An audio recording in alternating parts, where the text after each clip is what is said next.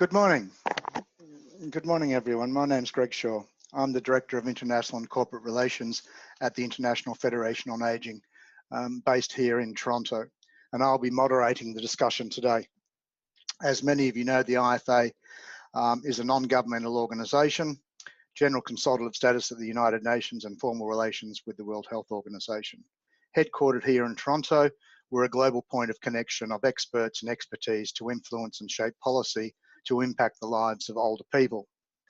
On behalf of WHO and the IFA, I would like to welcome you to the inaugural webinar of 2019 on age-friendly environments.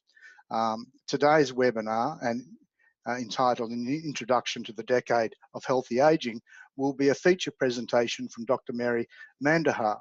This webinar is to discuss the origins of the WHO Decade of Healthy Aging, which is 2020 to 2030, the plans for its development, as well as the role stakeholders across various sectors can take on.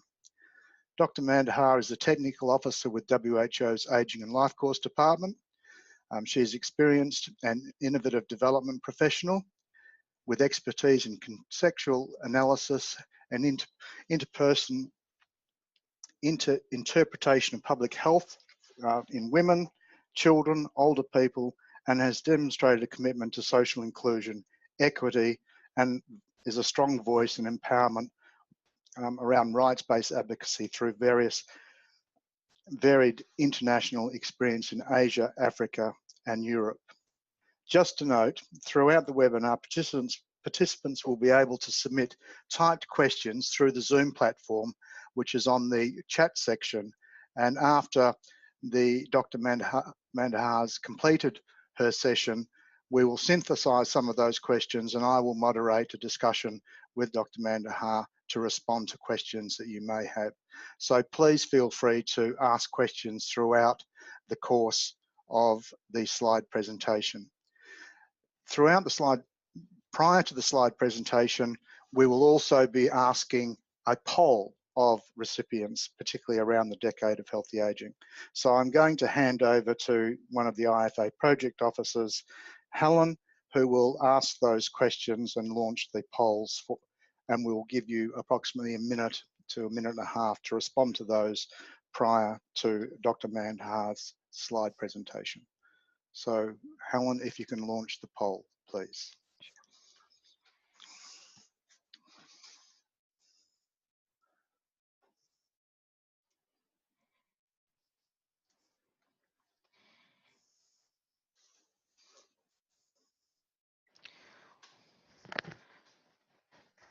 Thank you, everyone. We'll just give you about a minute to whoever hasn't answered yet. Thank you for responding for those who have.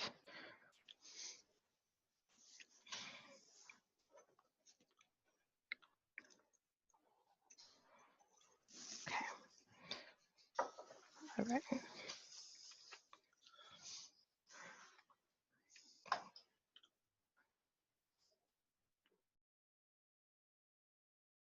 Okay, just a few more seconds. Thank you to everyone. I will go ahead and end the poll, and I will launch the second question that Dr. Mandahar has prepared. Thank you, everyone who answered. So it would seem, if everyone could see the results, it seems that most people are from an NGO or from a government administration. So thank you very much for answering. I will now go ahead and launch the second question. So the second question is whether or not you've heard about the Decade of Healthy Aging before. So once again, about a minute to answer. Thank you for everyone for participating.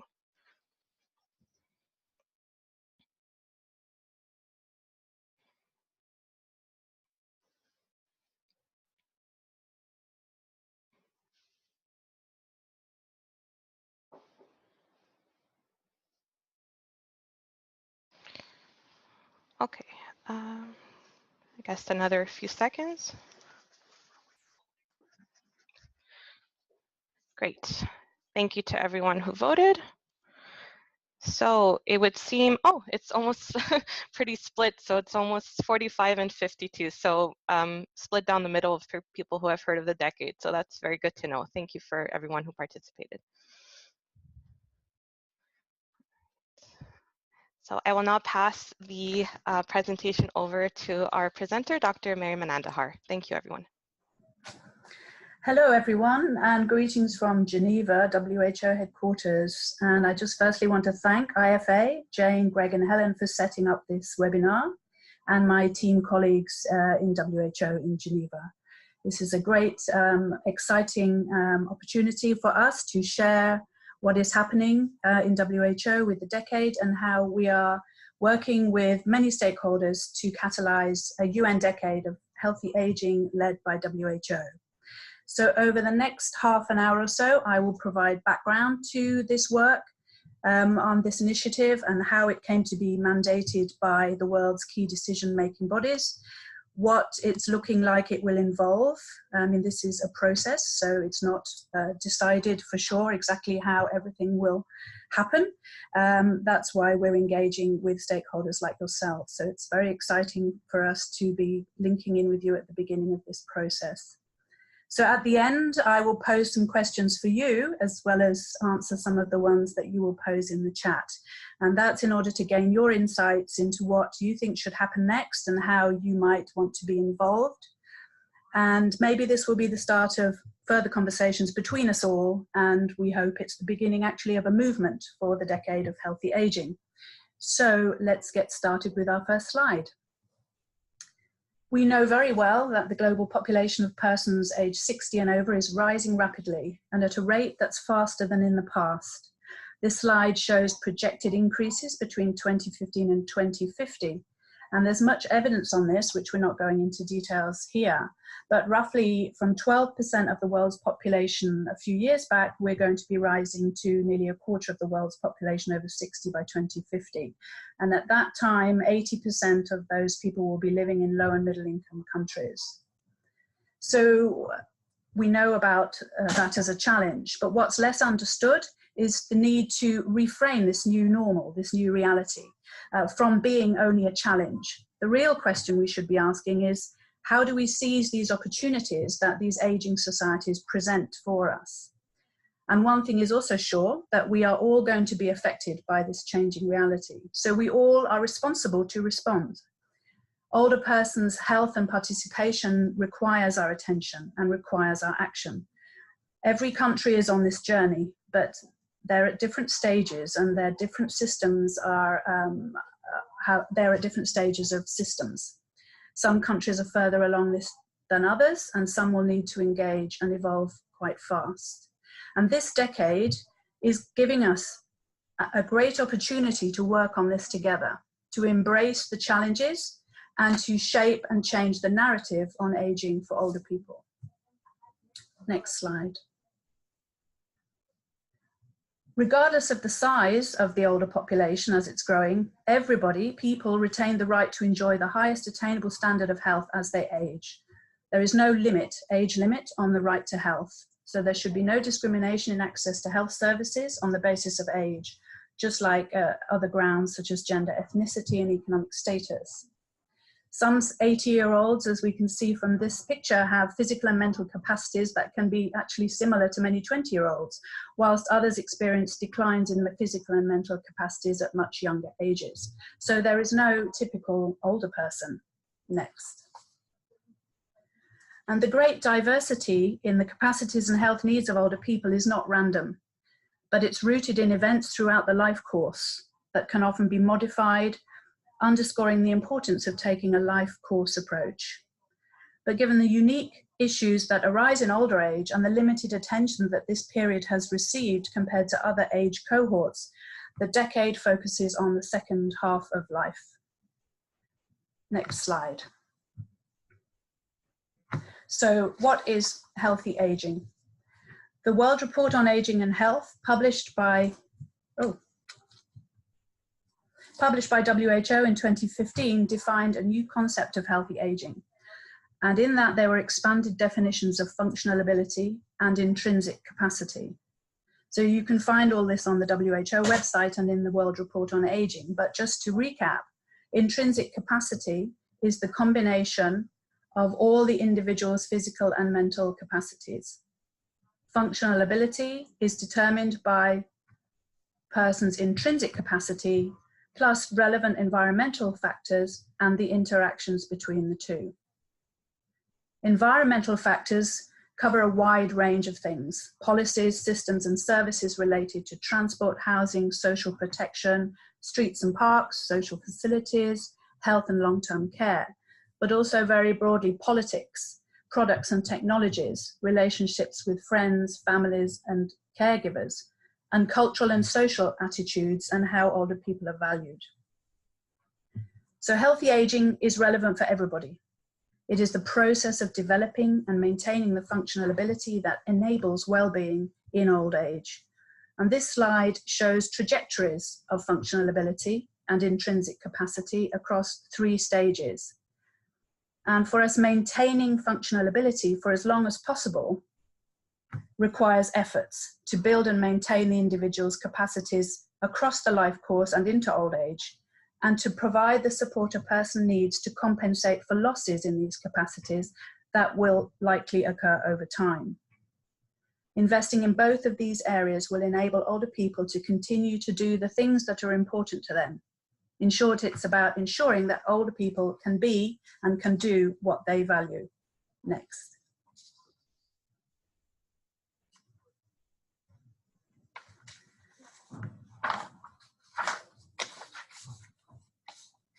Oh, I'm very sorry, I have a glitch. So what is needed for healthy aging? The World Report again highlighted and summarized evidence that from which we were able to draw 4 categories of things that are needed for healthy aging. And WHO actually produced an infographic, which you can also find on the website, that summarizes this. And from this, you can see it relates to some of the definitions of functional ability and intrinsic capacity that we've just seen. So refers to a change in the way we think about aging and older people, which includes ageism and attitudes towards older people. The creation of age-friendly environments, both urban and rural, workplace and leisure place. The alignment of health systems to cope with the needs of older people and respond appropriately and with quality, and the development of systems for long-term care. Next.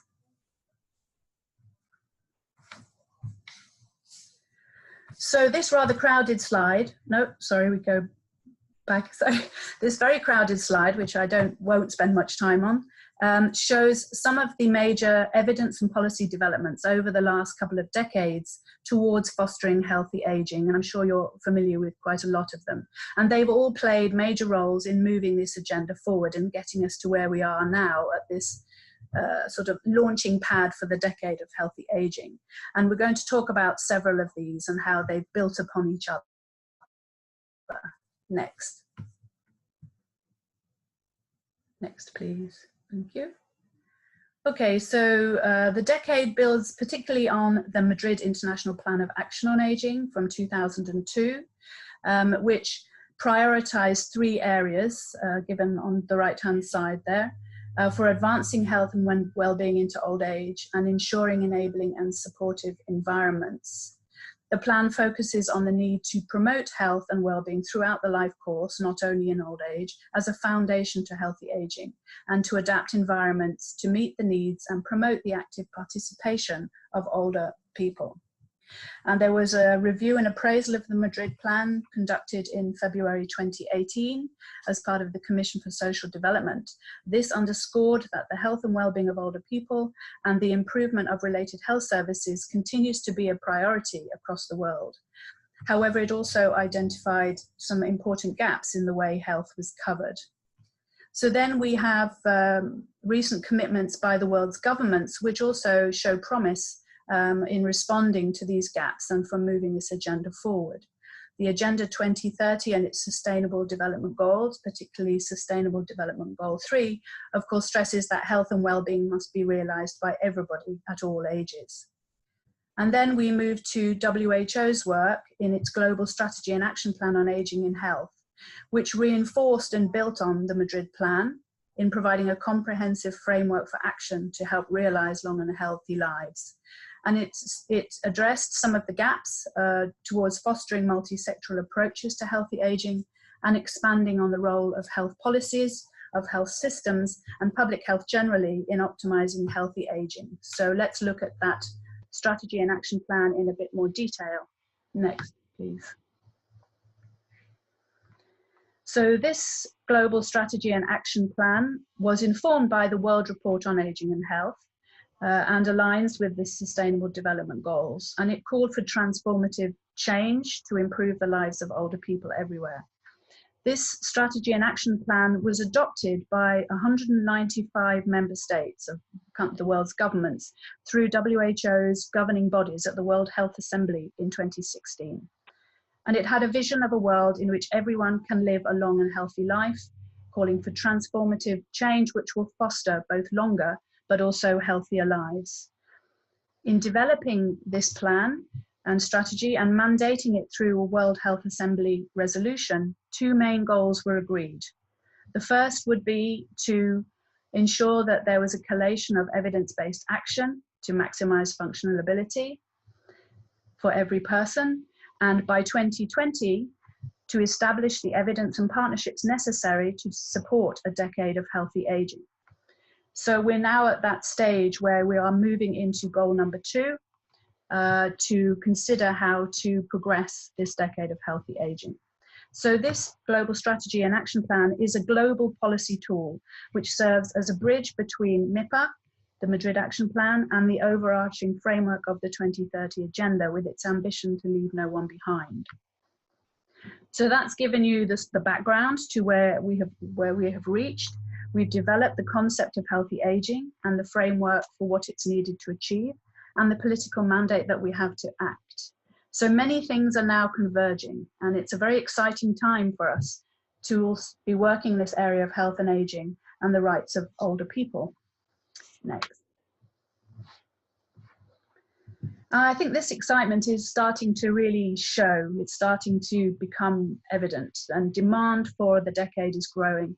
We're seeing that as a result of these evidence milestones, policy developments and political mandates, more and more stakeholders are becoming interested in contributing to changing the global focus and narrative on healthy aging and address the priorities identified in the Global Strategy and Action Plan. So this is the momentum and broad commitment that we've all been waiting for and we will need to have to see real change in people's lives.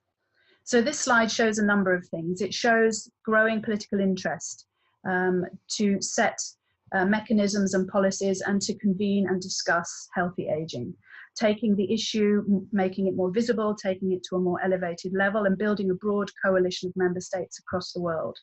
So we have a number of opportunities that are happening this year. And in the near future, we have the Japan presidency of the G20 meetings, which have prioritized aging as one of 3 priorities for the world. We have in the Latin American, South American country region, the Asia Pacific Economic Cooperation Group, which are also championing healthy aging. And there was a side event that was championed by Chile at the General Assembly last year, the picture on the right. And there will be a side event on this also on the decade at this month's World Health Assembly with at least 8 member states championing that and supporting that. And we know there are other regional and global events that are offering great opportunities to move the healthy aging agenda forward. The European Union presidency of Finland from July is looking like another good opportunity. So we're seeing a lot of member states from across the world coming together on this issue, realizing and acknowledging that it's something that needs to be moved up their priorities. And the decade's success will rest mainly on this political leadership, the championing of the vision and making commitments to local actions in partnership with key stakeholders, guided by the Global Strategy and Action Plan, but contextualized to country and local situations and settings. And that's what we at WHO will be supporting. We're also seeing a growth in technical meetings discussing aging and health, For example, the World Health Organization's European Regional Office held a meeting in Moscow with 31 member states recently, and all WHO regional committees are set to discuss this over the year. And we're seeing great interest and engagement and energy and commitment from civil society stakeholders, both public and private. So the IFA's own conferences taking this issue forward, making the Decade of Healthy Aging on their conference agenda, and a Silver Economy meeting in Finland in July will combine private and public sector stakeholders to discuss the opportunities that older aging societies are giving us. So it looks like we're all gearing up for a decade on healthy aging, which is really great news, and we're very excited here in Geneva to be part of this momentum. Next slide, please. So what are the priorities for the decade? Well, we've got some ideas already from consultative work that we did for the Global Strategy and Action Plan. A stakeholder consultation was done in 2017. And we also last year conducted a survey of 180 stakeholders, mainly focal points on aging in government ministries from 81 countries, working on aspects of aging and health to gain their perspectives on priorities and ways of working. And this slide summarizes some of the results. So there was a big emphasis on older people being engaged themselves and better understanding what their needs are through older people's voice and engagement. There was also an emphasis on developing long-term care and community-based care and improving multi-sectoral action, recognizing that the solutions are not always in the health sector. Another question asked what priority outcomes should the decade promote, and healthy life expectancy, age-friendly cities and communities, and reducing the number of people who are care dependent came out highest ranking. So there's clearly an emphasis on how health systems are designed as crucial to enabling people to enter old age in good health and retain their full functioning for as long as possible. There's an emphasis on policies and programs being reorientated to look at community-based care, long-term care systems, and the integration of health and social support systems. Infrastructure, whether it's health or transportation, particularly in remote areas, needs expansion. Laws and policies that prohibit age or other forms of discrimination are needed to support all of these measures. And coming round again to the central point that a lot of people made, that consulting older adults themselves, older people themselves, and having them as participants in the whole process will be important, so that their recommendations can also help us surmount any challenges and respond in the best possible way. Next, please. So many of the significant advances in international development over the last 50 or 60 years can be traced back to a push and continued effort of decades of action, which have been instigated by the United Nations system, many of them relating to health. And it's been shown that 10 years of sustained and coherent action can be very powerful vehicles for enhancing implementation, which have sustainable impacts at country level and community level. So a decade can help catalyze commitment of stakeholders, build momentum, mobilize resources, and positively impact lives.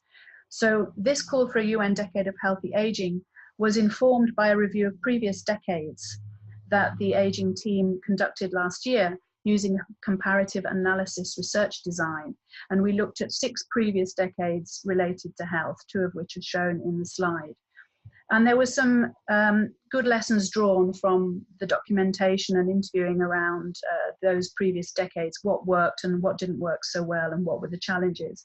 And the main success factors that were identified included making sure that the cause was powerful with a human face, that there was a focus on people and what their lives were like, and that very early on member states and the other stakeholders were identified as champions who would step up and take this issue forward and raise it at every opportunity and help drive this interest and visibility. And also taking an ecosystem approach. So not just looking at the issue itself, but how things are governed, how things are coordinated, financed, and how different stakeholders are held accountable for what is expected to be done. Having a strategic policy framework and a global plan was also very important. And with the Decade of Healthy Aging, we already have that with the Global Strategy and Action Plan. So that's a good starting point to have.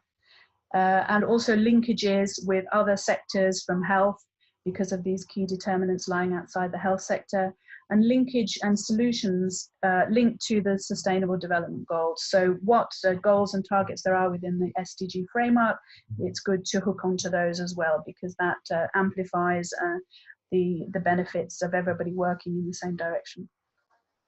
So we also identified a number of barriers that tended to work against decades being successful. And those included things like not having enough focus on country level implementation, being too high and global in scope, always limited by resources, not doing enough cross-sectoral, multi-sectoral outreach, and some fatigue on the subject of decades. But we're seeing a lot of success factors that we know are already in place with the interest and the engagement that we have across multiple stakeholders and across countries. So I think we're in a good place. Next, please. So what are we going to do? Well, this is still being discussed, and it's going to be a very important part of our work that we consult with member states and stakeholders like yourselves to feed into this. But we have already from the Global Strategy and Action Plan these ideas about what is needed for healthy aging. And we are proposing that we focus on 4 action areas that will stimulate local action and really make a difference in the lives of older adults, their families and communities. So in a sense, we're starting the lens with the individuals themselves located in their families and communities and working back upwards towards the overarching systems and policies, although obviously that work is going to be done. But we're really trying to see, okay, how will this decade make a difference? And that the success will be that we have made progress in all of these action areas. So these are again related to the way society thinks. So we have already a campaign around combating ageism, which I'm sure many of you are aware of. So it'll be working to scale up some of that activity, develop communities in ways that foster the abilities of older people through primary healthcare services that consider, address and monitor older people's health needs in a holistic way, and ensure accessible and affordable integrated services for common health conditions of older age. And also to provide older people that need it access to community-based social care and support through services that support community-based caregiving and support those who are giving that care, even if they're not within formal health sector, and to increase national investments in long-term care policies, infrastructure and human resources. Next. So WHO is committed to lead this UN Global Decade of Healthy Aging, and we're working with everybody in member states to shape its vision and develop its mandate. And to do this, and based on what we have seen has worked with other decades, we need to be sure that we are emphasizing collective dialogue and partnering efforts to catalyze change. So currently we know there are many diverse people, professionals, community groups, ministries, academics, many people and programs working on issues around healthy aging, yet many more need to be engaged to ensure the decade will be successful. And we are thinking that a convening mechanism is needed to encourage these diverse stakeholders and these groups to interact, to share their ideas and collaborate and solve problems together. So we would do this primarily through a multi-stakeholder platform for aging, which we see as a new engine to set up the wheels that are already in motion. They're already designed and some of them are moving in some way, but we need a new engine to drive that in a systematic and concerted way and aligned and synergistic way. And this platform will be established to nurture leadership and build capacity at all levels to take appropriate action that is integrated across sectors, to catalyze innovation, to identify successful interventions and connect stakeholders from around the world to share and learn from their experiences. This platform will be like a one-stop shop for anyone collaborating on the decade, that enables anyone interested in aging to find peers, information, experiences, case studies, opportunities for building capacity and learning, and for support. We're thinking that the various components will involve face-to-face interactions or virtual interactions, will evolve as the decade progresses in response to needs of the target audiences, and enable future products, supports and services to be developed faster and cheaper than if they were developed and built standing alone. So that's the why, the what, the who, and the how about the decade, at least as far as we have moved along the decade thinking. But what about the process of how we are going to make it all come together? Next. And here's a very busy slide with a lot of detail, but it's really like a roadmap that is taking us at least as far as the launch of the decade, the formal launch of the decade globally, which will happen on the 1st of October 2020, the International Day of Older Persons. Then the decade is proposed as a global collaboration led by WHO that will bring together governments, international agencies, health professionals, academics, the media, the private sector, civil society of all forms, to improve the lives of older people, their families, and the communities they live in. And it has the potential to turn healthy aging into a mainstream national and international development issue and build the future we all want for longer and healthier lives. So in this diagram, we can see up until October 2020 what needs to happen. And it's quite complex, as you'll see. And we have the aim overarching, which we should never lose sight of, which is to build a participatory decade of healthy aging centered around the voices, rights, abilities, and needs of older people. And in order to get to a formal and mandated UN decade that will be launched officially in October of 2020, we need to do a number of things through the key global governance bodies of the United Nations, the General Assembly, and the World Health Organization's governing bodies over the next 15 or 16 months. And you'll see those along the top in the red and the blue. And we have a number of products that we also need to produce as part, collaboratively as part of this timeline. So these all need to be the focus of our attention. These products relate to the tabling, the drafting, the tabling and negotiating of a proposed decade document and formal resolutions through these global governing bodies so that we mandate a UN decade led by WHO and launch it in 2020. And in 2019, WHO will be looking to work with member states to shape this vision for the decade, outlining the priorities and mechanisms for the 10 years that span to the end of the SDG Agenda 2030, and to drive this global mandating of the decade through all of these various processes of and milestones of the UN and WHO. But to get there, there will be a number of processes in the bottom line which are related to the sorts of activities that need to happen. Building this political engagement, using these political opportunities, engaging and supporting member states as they discuss these issues, providing them with the evidence they need, with the ideas they need, with summarizing our thoughts and bringing those forward. Also engaging within the organization internally at the different levels of the organization, from headquarters to regional to country offices, with all our partners in the UN system, with other UN agencies, and with civil society non-state actors to help shape this over the next 15, 16 months. And we're also thinking that we should, to have, even from the launch and building it into the decade, have a participatory project which ensures that the voices of diverse older people are very visible and at the center of this launch and throughout the decade. So we have a lot to do, and time isn't that long to get us to October 2020. We're a small team in the Secretariat, but we're here to work with all of you. We think that the first thing that we'll be doing, you'll see on this slide of products. In the red, you'll see that we are already talking to member states. We have an information session on Monday next week. A side event will happen at the World Health Assembly in May.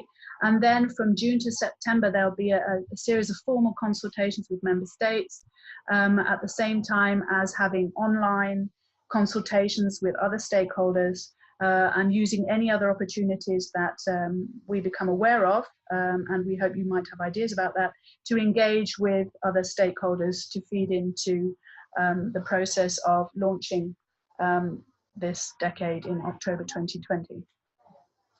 So we're here to work with you. We're here to move this important agenda forward.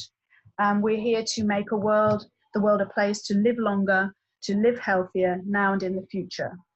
So this webinar is great timing to start this sort of thinking. And I would really like to hear from you now on your thoughts.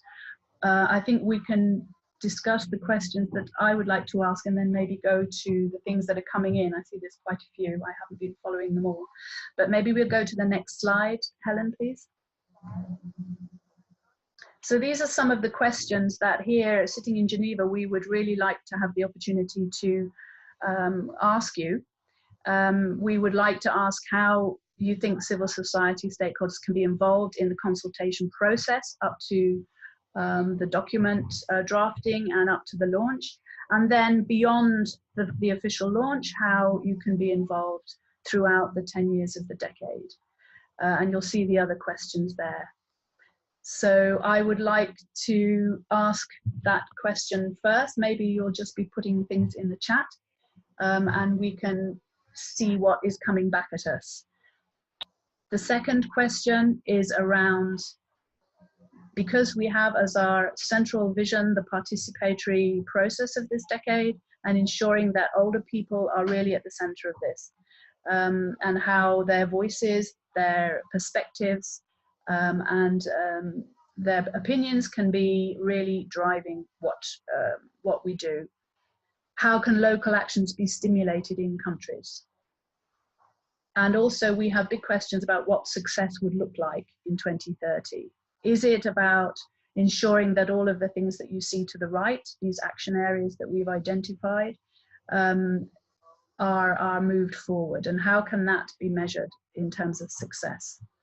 We also have had a bit of a discussion already about whether the decade of healthy aging is the right terminology. We have to use it because it's in resolutions and it's a mandated term, but we may need to think of another type of branding or an additional type of branding to really excite people and bring them onto this with us. So I'd be very interested to know what you think about any of those questions, and very happy also to do my best to answer any of the other questions that are coming in. So I think I will hand over back to Greg, who I believe is helping summarize some of these chat questions and anything that's coming in as a response to the questions that we've posed.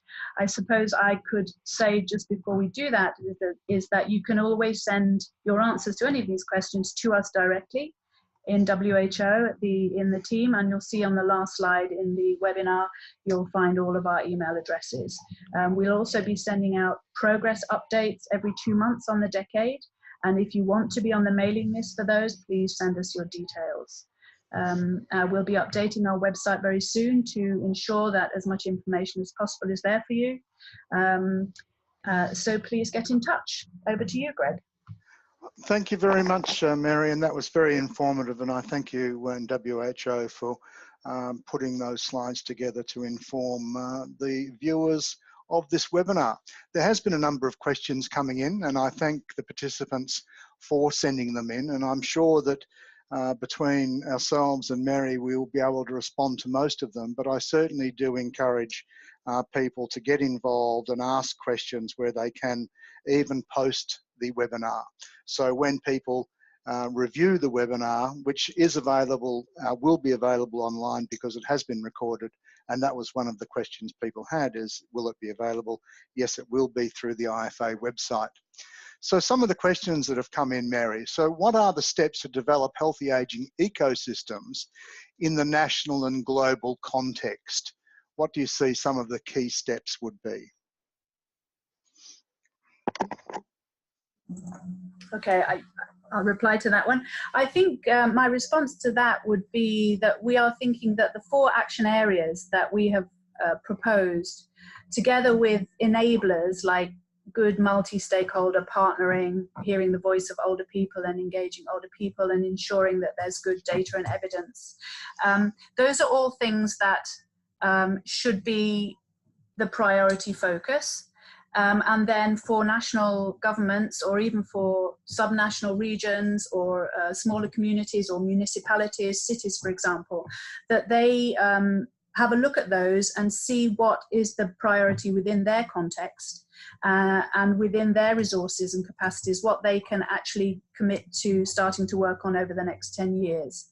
And in the process of doing that, an ecosystem that is more aligned to what we know are the evidence-based ways of addressing healthy aging would be more likely to be captured. Okay. So thank you, Mary. I'll move on to another question, and it's from a participant from India who's suggested that they're lagging far behind in the efforts around healthy aging, and how is WHO working to assessing and the progress, and how they can boost their engine in that particular area. Their NGO is particularly focused around wellness and health, and has launched age-friendly municipal wards in the area, but they're really feeling that they're lagging behind the whole concept of healthy aging. And I suppose one of the responses to that is that they're one of the member states which has signed on to the Decade of Healthy Aging in terms of the WHO action plan. So there's going to be some accountability and progress measured by WHO of countries responding to the needs of older people in their countries. Can you respond to any of that? I can try.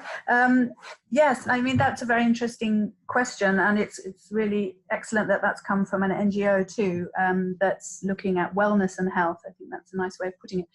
And I'm happy to hear that they're part of the network. I think that one of the things about boosting the engine is really trying to engage whenever anything is convened that might have anything to do with aging and health, or even things that are aligned to it in terms of things like housing or infrastructure or transport. You know, bring in the aging perspective into that. What does this mean for older people in their daily lives, older people and their families? And be as visible as possible on this issue. Get out into the media, try and do some op-eds, you know, try and engage with key people. Again, it's this looking for the champions. And partnering with other champions to raise it up the agenda. I mean, there are around where you have governance is not necessarily decided nationally, but more in provinces and states, you know, then things happen at different levels. And all of this sort of work can happen at all levels. So my suggestion would be to join the platform of population aging when it's up and running, to connect as much as you can with other stakeholders similar to yourselves and learn from them and collaborate with them and share with them. And in this way, we build up much more momentum, we build up much more visibility, we advocate much more jointly, and we use the same type of messages. Which are framed, for example, in the Global Strategy and Action Plan. A lot of the key messages are already there, and governments are using them. As you say, India has already got its own plan. So I think I would encourage the connectedness to happen, and to be hopeful that this is moving. It seems to be moving now at a pace. Yeah. Thank you, Mary. Look, the new platform is really exciting, and I think it's a real opportunity for people to get involved and really be strong advocates, whether they're individuals, NGOs, or private sector, to be involved in this decade of healthy aging. I'm really curious as to know how and when the new platform is to be rolled out. But one of the responses I wanted to make to the previous question was that we know that 195 states have signed on to the Global Action Plan. So it's a responsibility of all of us, whether we are an NGO, whether we're an individual, to be able to ask our politicians and leadership to be accountable for what they've signed on to, and to be able to demonstrate back to WHO and the broader sector of what their achievements are towards the decade of healthy aging. So that's certainly something that I think everyone needs to be involved in. One of the other questions that came through was how to develop best practice of health screening in healthcare systems. And I think in terms of that question, I suppose it is because there's very differing levels of screening, whether you're in developed or least developed or underdeveloped countries. And how do we actually roll out some best practice tools or models that will enable people to learn from others? And I think the new platform is one of those areas which are going to be beneficial for people. Any comments on that, Mary? No, I absolutely agree with you, Greg. I think that that's exactly, I think the point that we tried to make at the beginning, that it is everybody's responsibility to move this forward, and we're all accountable in some way. And that, again, the best practices and the tools, as you say, can be shared once the platform is up and running. So we're hoping to be the real game changer for a lot of this work, that it will be the first time that this one-stop shop and this knowledge exchange and peer-to-peer exchange can happen on healthy aging. And the other thing about accountability is also that if we are successful in getting a participatory project up and running, this will also be a way of building up accountability through actual engagement of older people's groups themselves, to make their own film and to have their own voice in visual ways and in verbal ways, and bring them to give them opportunities to engage much more with the people that are to be held accountable. So we see that very much as part of the process. Thank you. One of the questions from a fellow Canadian, not far away in Thunder Bay, asked, will WHO provide specific data materials to age-friendly communities re the promotion of the decade? So will there be promotional material which people will be able to access to promote the decade of healthy aging? Thank you for that question. We are at the moment trying to develop updates, progress updates, which will be available for everybody online every 2 months, which will summarize what's been going on, who's been engaged with what developments have happened, and anything that we feel is relevant to share for the decade. That's starting now. We already have the first update as a PDF that we can share with everybody, but from next month it will be on an online platform which you can register to be part of and be on the distribution list. And then on top of that, there will be inbuilt things within the platform to ensure that all of this information is up there for public consumption and using in the best way for their context. So we would just very much encourage everybody to just follow these developments and be a little bit patient with us now as we get all this up and running. There was another question from the same person in terms of, will there be an evaluation template? And I think there'll be a number of different evaluation models developed as we're moving forward towards the decade. And the new platform is going to be an opportunity where some of those templates might be able to be provided, because I think some organisations or some groups or some countries will be looking at how they actually measure the impact differently, but I'm sure there'll be some core key elements which will be applicable for all of them. So I think this is a wait and see process, but certainly there'll be work done on how to evaluate the progress towards a decade of healthy aging, because member states will have to respond to it in some way, shape or form. Another question came from one of our representatives in New York. So hello, Francis, and nice to hear from you. The question was, what efforts will be made to link the efforts to promote universal health coverage, and how to link the decade of healthy aging towards a whole issue that's being discussed at the United Nations now around the rights of older people, how to convince governments that it's a sound investment to avoid high costs related to illness. Any comments, Mary? Yes, thank you. Hello, Francis.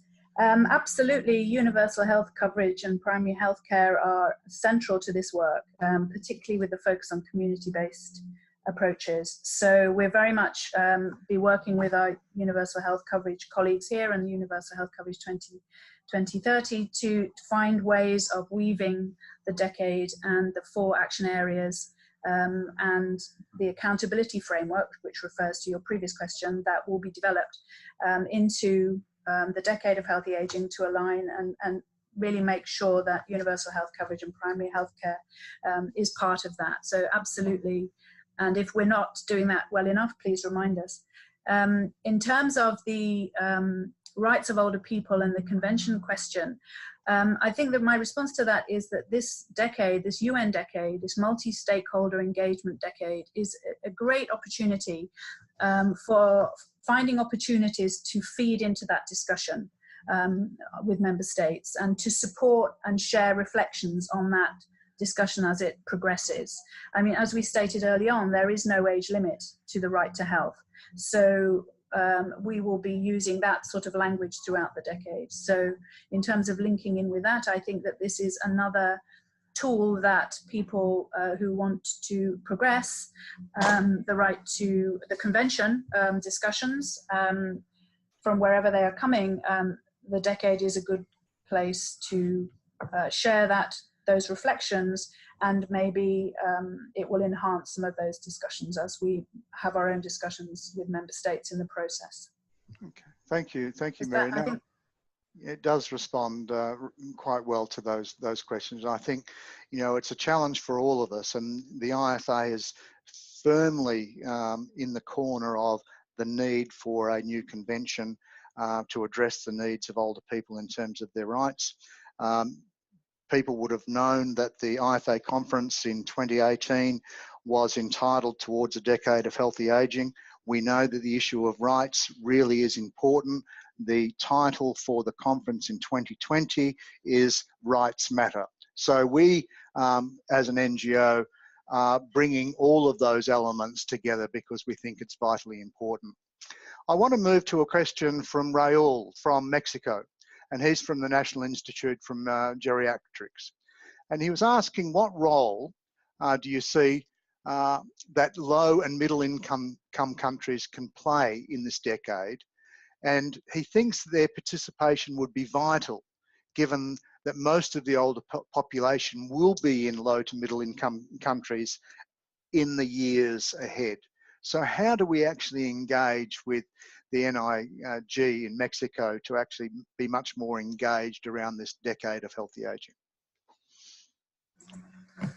Yes, absolutely, excellent, and picked up, yes, very strongly that 80% of the world's population over 60 will be in low and middle income countries, and it's very much on our radar as we engage with member states. And I mean, I think that there are very good signs that countries across the world, including many low and middle income countries, are engaging with this agenda.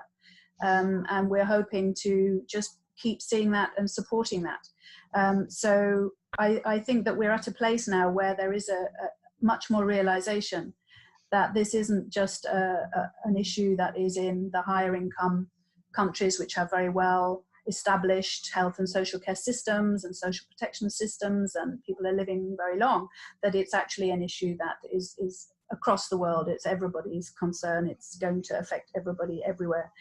We also want to be, because one of WHO's 3 main outcomes is to also look at people who are affected by emergencies and humanitarian situations, that we want to ensure that that is also something that is featured in the decade, that we don't just focus on countries and member states that are not experiencing those sorts of crises are supported, that we want to do as much as we can to work with key stakeholders like the IFA and HelpAge, people working on the ground, as well as our own agencies in the UN system to support member states in their work if they are affected, have older people in humanitarian and crisis situations. So I think that there are a lot of, again, it's about seizing on these opportunities and ensuring that everybody is up at the same level of understanding that this decade ensures that we can collaborate and share our thinking on this and ensure that it isn't just the rich, higher income, older populations for some time, countries that are actually going to benefit from this. It's very much about stimulating local actions in every country that wants to take this forward. Thank you, Mary. I want to acknowledge Alan, he's posed not a question, but certainly raised an issue, and it's reduced isolation and warehousing around older people and increasing the cross-generational interaction amongst the older people and younger people. I certainly think when we're talking about healthy aging, really those components are intrinsic and part of that whole concept. So Alan, thank you for that, not a question, but pointing that out. I also wanted to respond to a question that people had asked in terms of, is the IFA organising consultation process with local stakeholders in Canada? The answer is we will be holding consultations with a very broad group of people and not just in Canada. We're still working the process out on how some of those consultations or that input might be delivered, but we will keep people informed, so keep an eye on the IFA website for some information around those particular elements. I know we're only 3 minutes from the end of the hour session, Mary, so I know we haven't responded to everyone's questions, but those questions will be looked at and we'll try and consolidate them as best we can. I know there's a couple of other slides, Mary, that you wanted to show, and I also wanted to show, so perhaps if we went to the next slide, Helen. So for those of you who are wanting to know who to make contact with within WHO, and you'll see Mary's as the focal point for the decade, her email address, I would encourage people to respond and ask questions, if not of Mary, certainly of Helen, of myself, or anyone at the IFA.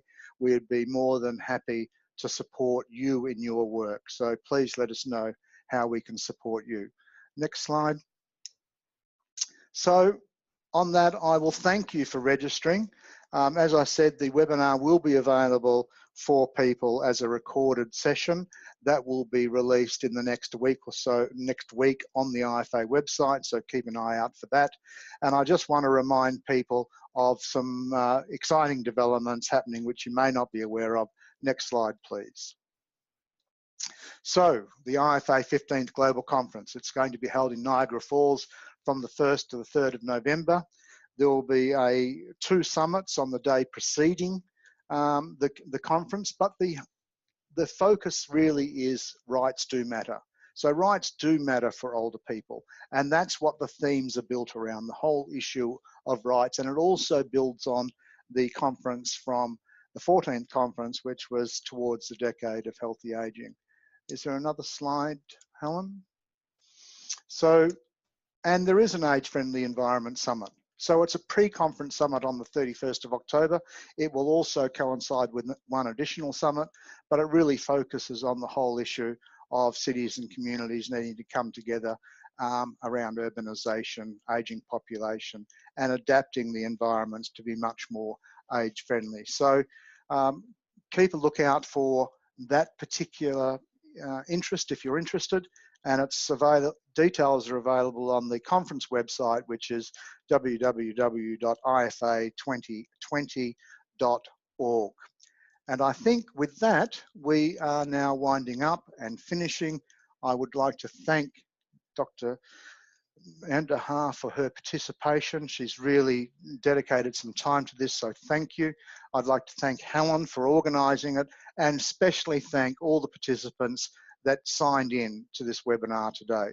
So I thank you, and please stand by and look for the next summits or the next webinars on the series that we're running from the IFA. So thank you.